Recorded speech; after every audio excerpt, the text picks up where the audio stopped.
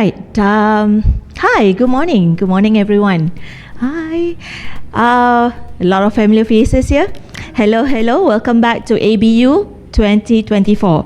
So, I'm the first speaker, and it will be the opening of ABU 2024. So, I hope that we are all hyped up for whole week event and be interactive and just connect with us. So, as a first opening speaker, it's an honor to be back. It's always good to be partnering with ABU, and we would like to dig deep into the topic of unleashing the power of cloud, unleashing the power of AI, data-driven workflow strategy, and monetization. So when we talk about monetization, we talk about money. A lot of people got excited with it, right? So the first thing, because it's the ABU DBS topic is navigating AI horizon. A lot of people, some people say, oh, yeah, AI is good. Some people are quite skeptical with AI. Will AI change the world? Will Terminator be real? Who knows? But I think, for me, personally, we shouldn't be afraid of it. Think of it this way. Remember, like in those days, farmer, first time they saw a machine, what would they think? They feel that, oh, this is going to change. We're not going to have a job anymore. We're not going to be a farmer anymore.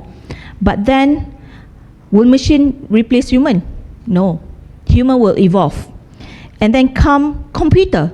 The first computer, IBM, came into the office. People say, this computer will replace human. But then no, human will evolve to another job, or to a more productive, more efficient. We're going to optimize more productivity with computer. And today, everybody have their own computer, right? Same goes to AI. Today, imagine what people might have thought when AI come to picture. Oh, AI gonna take over human job. No, it's not. Human will evolve again, right? So, I'm Mardhiah Nasir from IPSB Technology. I would like to bring you into a journey and guide you the importance of cloud and AI, and what do you need to look into AI, and what do you need to look into in terms of cloud computing. Right? So, first thing first, let's start from the basic fundamentals of broadcast. It all started when you have a file, or you want to have an ingest, you want to do a live streaming, you want to do live production. This is where you need to look into your ingest strategy. A lot of people have a silo environment. That's not the future. It might be in traditional or legacy system, but in future we all talk about collaborative editing, collaborative production, and collaborative environment, and we talk about them because they couldn't wait. They couldn't wait for you to ingest and then 3 days go live and then things like that. No, they want it there and then. They want it instantly. So that's why we need to change. So look into this case study.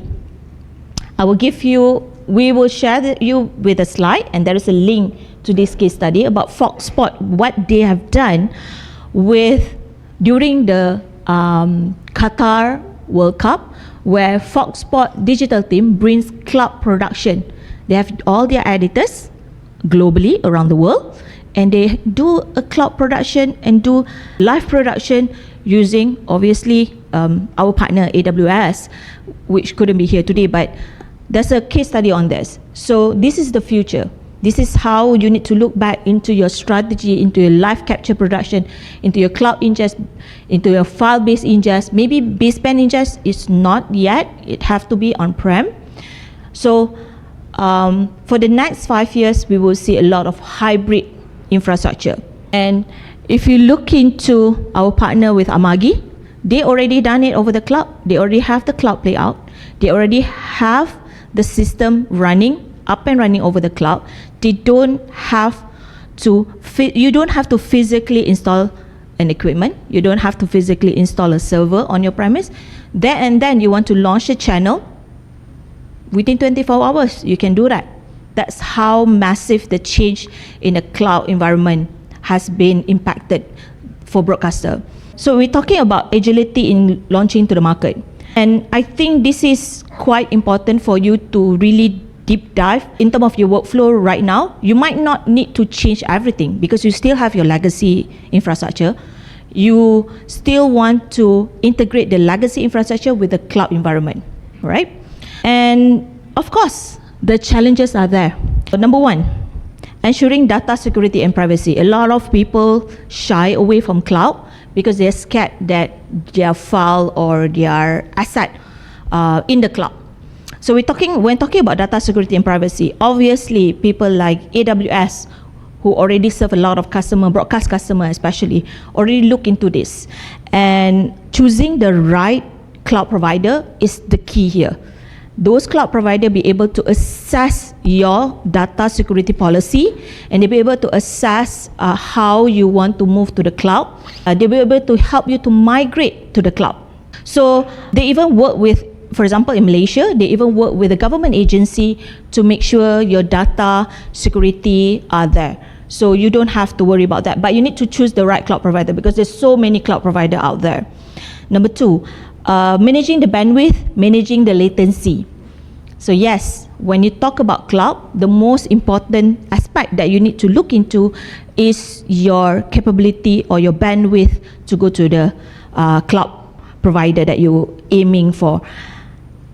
Hence, I think in terms of bandwidth and latency, the engineer have to play a big part in terms of knowing how overall you have a bird's eye view of what happening in your cloud, what happening on premise, and how you'll be able to mitigate that. Because when you talk about cloud environment, we talk about openness, we talk about latency that you need. If you are managing a HD environment, you're still okay. But what if you are already started to look into 4K? So you need to really understand the environment of large file system. I hope Arista is here, but unfortunately they caught COVID. So like Alia mentioned, COVID is still around, but you can always visit our booth tomorrow onwards, and then we can talk to you about how Arista be able to see the bird's eye view from on-premise to the cloud. So you're not only talking about your on-prem environment, you need to look into what happening between on-prem and cloud environment. You need to know what's the data transfer rate, what's the latency, what's the bandwidth. Then that is where you have the bird's eye view. Okay? The next issue is file integrity. So ensuring the integrity of the file during the transfer. So when you transfer a file, you always need to make sure that the data integrity point to point are there. Usually, traditionally, we do checksum. We check whether the file is there on both sides. But nowadays, there's a lot of policy that we'll be able to ensure, especially with media asset management like Axel, that we'll talk later, how you'll be able to ensure both on-prem and cloud environment will have the data or media integrity. So the next challenge that you were going to face is integrating with existing system, with legacy system. For this topic or these challenges, a lot of vendor out there, for example, like Amagi, born in the cloud, they have a solution that is already born in cloud. But traditional solution provider already have an integration with the cloud like AWS. So rest assured that your system, if you want to go to the cloud, they already fully tested in the cloud that you choose. You need to make sure that your system on-prem usually need to have a license for the cloud to turn on the cloud environment. That's it. And most importantly, obviously, to have a solution architect or solution integrator that understand your whole end-to-end environment. So this changed the media industry into the new world order, the cloud, the remote production, the remote editing, and it is much more easier if you look into first entry point, which is the ingest. That's why I touched the first topic is all about your ingest. If you be able to manage your ingest environment, then the rest will follow. But if your ingest environment is still in silo environment, if you still have it only in on-prem environment, then you'll be a bit stuck. So you need to look into that first. So first thing first, look into your ingest. Next, we go to process. So first is ingest, second is process. So when you look into process, it's like getting the broadcaster environment into a central kitchen imagine like there's a central kitchen. So everybody want to cook their ingredient, but they don't have enough ingredient, so they not be able to cook it, right? So having your media asset management, post-production asset management, digital asset management, media asset management in a central kitchen is also another step. Because if you don't have this, everybody still in silo mode, you can't move forward because you need to wait for Department A, hi Department A, I need this file, and then you pass to Department B, and then you cannot do a parallel, you cannot do a concurrent workflow. You can only do that with a central kitchen environment. So with cloud, it will help you to accelerate this process, because when you have all this in cloud, available in cloud, you can have your central kitchen.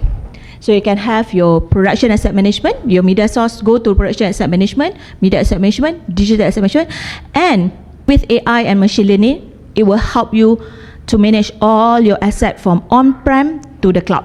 When designed this correctly, this will increase productivity and efficiency. But if you design this with not the end in mind, then it will be difficult for you to have the objective that you want to achieve.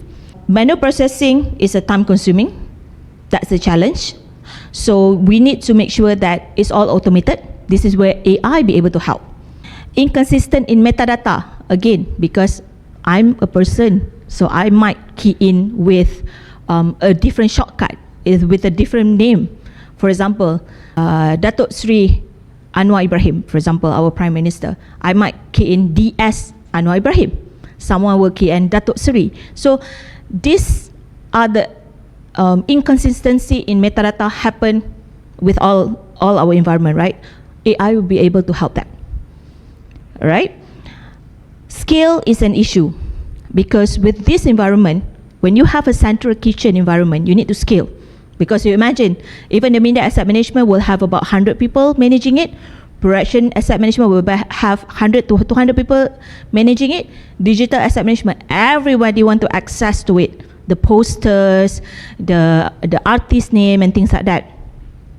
So all in all, you need to look into how you'll be able to scale this, both workflow and infrastructure wise, right? And the next thing is discovery is a pain point. So when you have this environment, if you have a different system for each, which usually a broadcaster will have a different system for post-production asset management, different system for media asset management, different system for digital asset management, then you will have discovery point, because the way they're managing the metadata is a bit different, right? So this is where we need to have, again, an AI to help and navigate through these three platforms. Okay? And right management. When you have, for example, a syndicated content. When you have a syndicated content, you don't know the rights management to it. Then again, this is where the metadata, the AI be able to help you. And global collaboration. So right now, not just talking about global, nationwide collaboration. Like for example, in your country, you want to have your editor station locally. So it's very difficult for you to manage that because you don't have the cloud or a central kitchen environment. So you need to wait until someone send you over the file through probably Google shared drive or things like that. Then you'll be able to have the access of the file. So that's not effective. So version control is another nightmare. So imagine just now I'm talking about like 300 to 500 people managing the asset, managing the system. So versioning is another issue.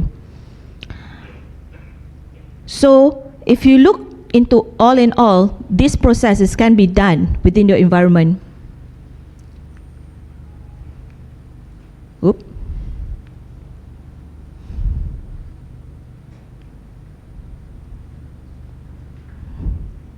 Did I miss something? Oh, yeah. Okay.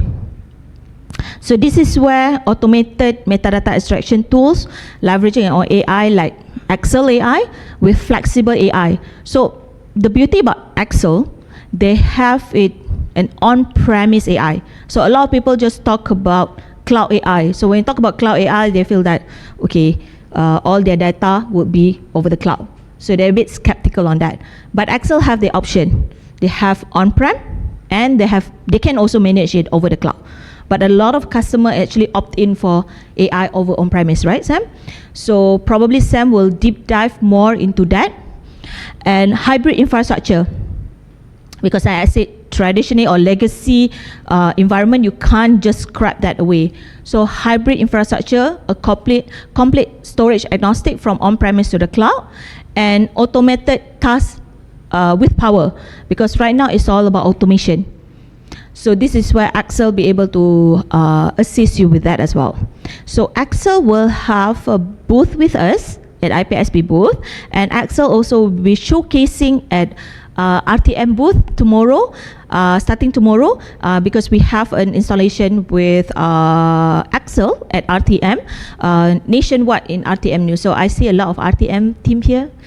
So yeah, so if you want to know more about that, you can visit our booth and listen to what Sam have to say later.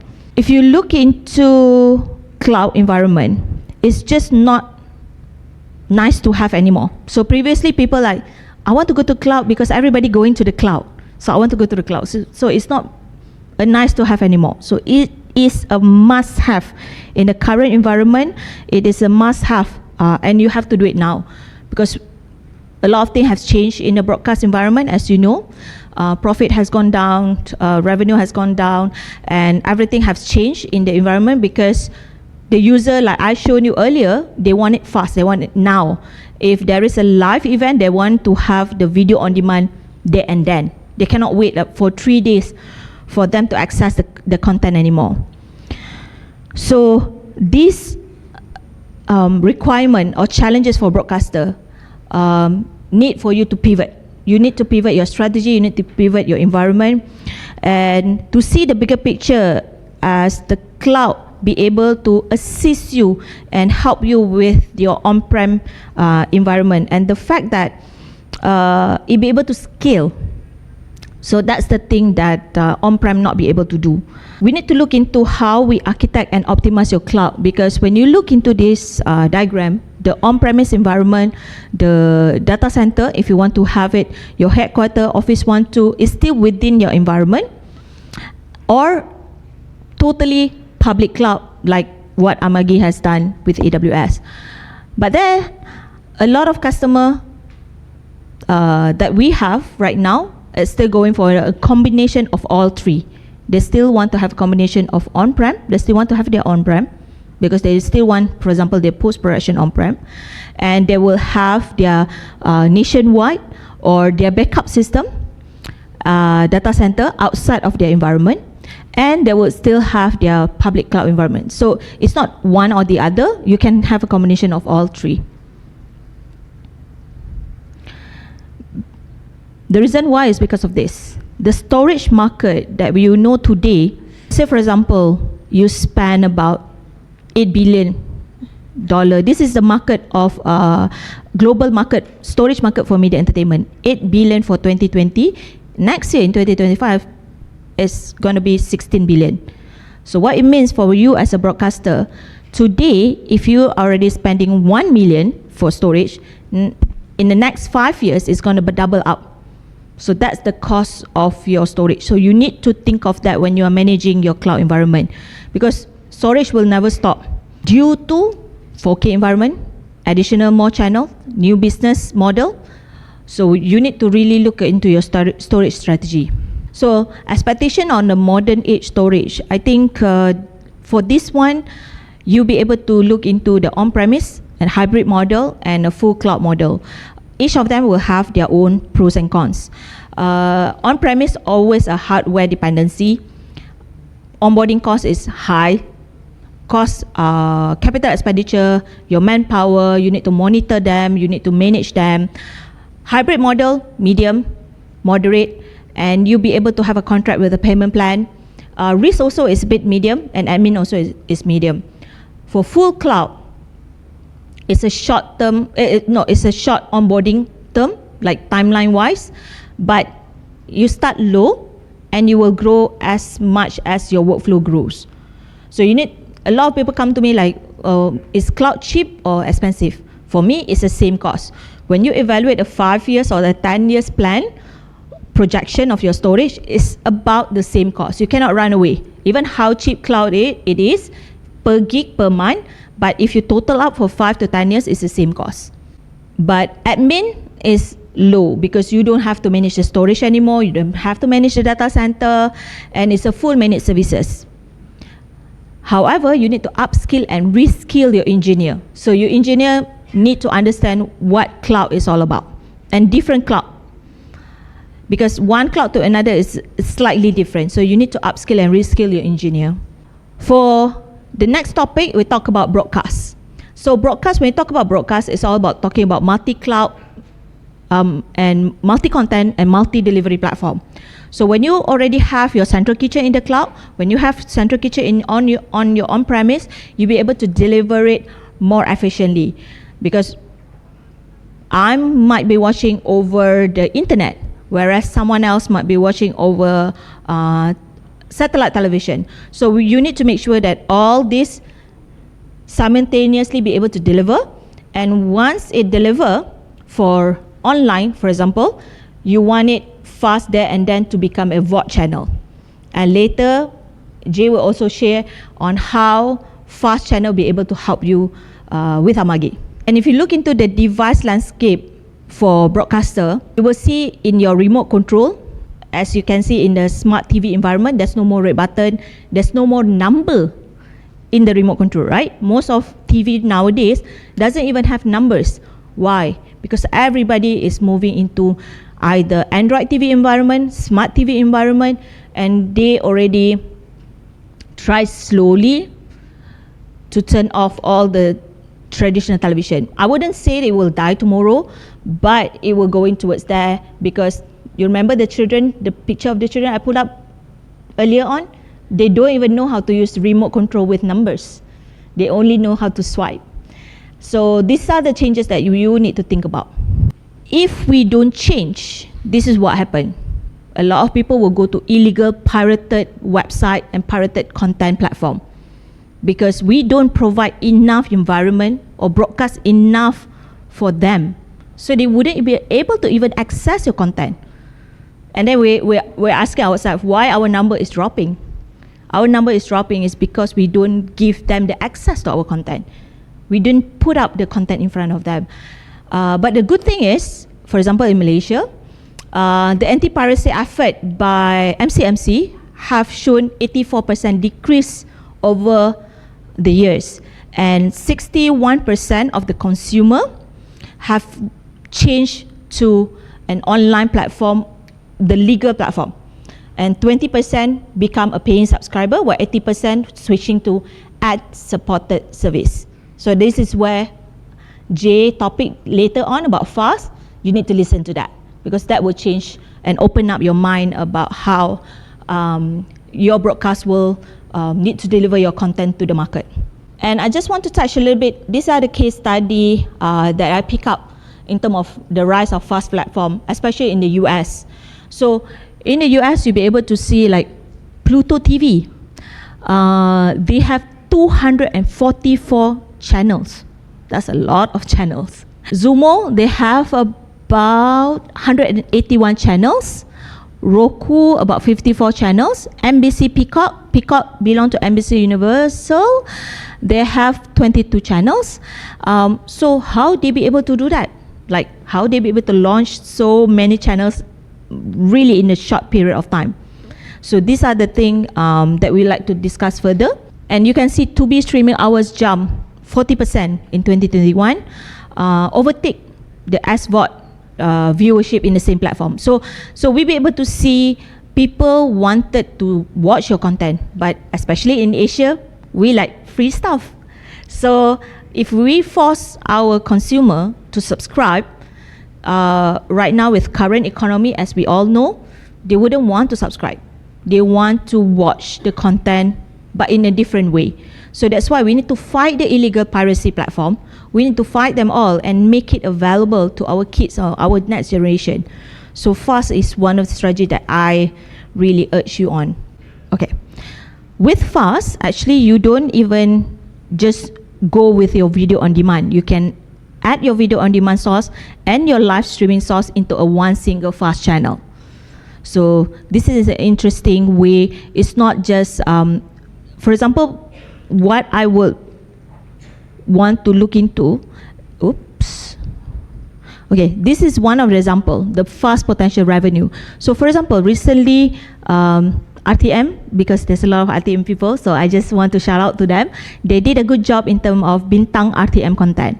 So do you know, yeah, give round of applause to RTM. Louder. Baru betul. So they did a good job with bintang RTM. Do you know that bintang RTM started in 1973? So they have a lot of asset, they have a lot of content. So all this content, if they have a fast channel, just during the Bintang RTM event, they will have this fast channel. Just within that, they will create additional revenue on top of their Bintang RTM channel or their Bintang RTM live, correct? So this is what fast be able to bring you. So 25% of the streaming minutes are channel assembly. So people, because me personally, I'm too lazy to go to video on demand and search for the content that I wanted to watch. So this is where the fast channel be able to bring them to the content that you want them to watch, and they be able to go back to your video on demand and watch it. 191 increase in linear viewing minutes after channel assembly, 95% increase in video on demand consumption of title featured in channel assembly, because there's a Bintang RTM, okay, I want to watch Siti Nurhaliza Bintang RTM, so I go to my video on demand and watch that content. So you see the significant and the impact, the domino impact towards your content. So next topic is monetization. So when we talk about monetization, we're not talking just one single revenue stream anymore. We need to diversify. We need to have multiple basket. So I think a lot of broadcasters already have this strategy, but I just want to emphasize this more in terms of having multiple revenue source of income. And this is potential. Just now I showed the slide of fast channel potential revenue. You can have your TV revenue, you can have your online channel revenue, and you can have your fast channel revenue. Next one, because I think it's important for us to understand also in terms of cloud responsibility metrics. If you look into cloud, it's different from on-premise environment, because you need to understand the responsibility doesn't fall 100% on AWS or 100% on the cloud provider. It's the cloud provider plus the solution integrator plus the broadcaster. So the broadcaster need to look into upskill and reskill your team, your engineers. So previously we're talking about connecting SDI cable to another port, engineering, talking about that. But nowadays you need to understand what really cloud is all about. So there's a lot of classes that cloud provider will want to encourage you to participate or attend, and exam, there's an exam specifically for media entertainment. If you like to know more, if you like to attend these exams, you can meet me outside at the booth today or later. Actually tomorrow, booth is not around yet today. So tomorrow onwards, and we can sign you up for a class with AWS and exam if you want it. So each of the exam is actually cost about $2,000 per seat. If you fail, you need to retake and you need to pay another $2,000. So this is quite important for all engineers in this room to be able to understand and really adopt cloud in your environment. So I urge you to attend this session. So we touched about ingest, we have touched about process, we have touched about store, and we have touched about broadcast plus the monetization. And coincidentally, it's IPSB technology as well. So you'll be able to remember our company name, and you'll be able to remember that we be able to assist you into this journey. And I hope during the fireside chat, I will listen more into your question and be answering them. So please upload as much as you can into the Slido. And with that, I will pass back to Alia.